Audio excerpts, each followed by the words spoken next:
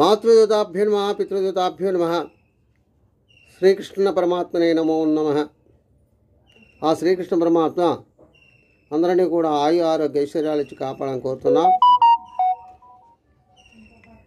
తిరువూరు శ్రీ శేషమునీంద్ర ఆశ్రమం నుండి ప్రతిరోజు కూడా ఒక మంచి మాట చెప్పుకుంటున్నాం గురువుల మాటగా. ఈ రోజున 15వ భగవద్గీత అయినటువంటి 15వ అధ్యాయం నుండి 1వ శ్లోకం గురించి చెప్పుకుందాం, విశ్లేషణ ఇచ్చుకుందాం. అదేంటంటే శ్రీకృష్ణ పరమాత్మ అర్జునుడికి ఈ విధంగా చెప్పాడు. ఏమనంటే, ఊర్ధ్వమూలమదశాకం అశ్వతం ప్రాహుర్యవయం ఛందాంసి యస్య బద్ధాని యస్తం వేదన వేదవితు అని చెప్పబడుతుంది. అంటే ఓ అర్జున, ఈ సంసారం అనేది క్షణభంగురం, ఎప్పుడు ఉంటుందో ఎప్పుడు పోతుందో తెలియదు. అందుకే వేదాలు దీనిని అశ్వత్థ వృక్షము అని చెప్పబడుతుంది. అశ్వత్థ వృక్షము అంటే ఎప్పుడూ కూడా ఈ చెట్టు ఎలా ఉంటుంది అంటే, భూమి మీద ఆకులు ఉంటాయి, వేళ్ళు ఆకాశంలో ఉంటాయి, ఊర్ధ్వముఖము అంటాము దాన్ని.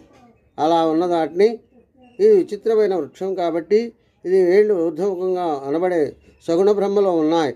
మహత్తు, అహంకారము, సూక్ష్మ పంచభూతాలు వంటి దీని యొక్క శాఖలన్నీ కూడా కిందకు ఉన్నాయి. కర్మ ప్రతిపాదనపై వేద భాగాలన్నీ దీన్ని రక్షించి పెంచే ఆకులు. ఇది ఎప్పుడు కూడా ఎప్పుడు పుట్టిందో ఎప్పుడు పోతుందో తెలియదు. ఇది ఎప్పుడు కూడా నదీ ప్రవాహం ఎండిపోకుండా ఎలా ప్రవహిస్తూ ఉంటుందో ఆ విధంగా ఈ భూమి ఉన్నతకాలం జరుగుతూనే ఉంటుంది. కాబట్టి ఇది అవ్యయము, దీనికి అనంతం లేదు. ఈ విధంగా సంసారోక్షం యొక్క తత్వాన్ని దీని వేళతో సహా ఎవరైతే ఏ సాధకుడైతే అర్థం చేసుకుంటాడో అది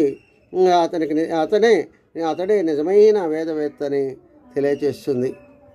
కాబట్టి ప్రతి విషయాన్ని కూడా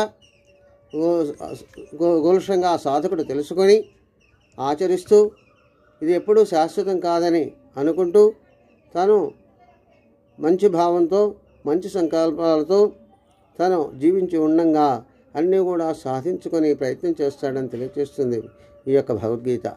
స్వస్తి సర్వే జనా సుఖినో భవంతు, సమస్త లోకాలు సుఖినో భవంతు. లైక్ చేయండి, షేర్ చేయండి, డిస్క్రైబ్ చేయండి, కామెంట్ చేయండి. స్వస్తి సర్వే జనా సుఖినో భవంతు.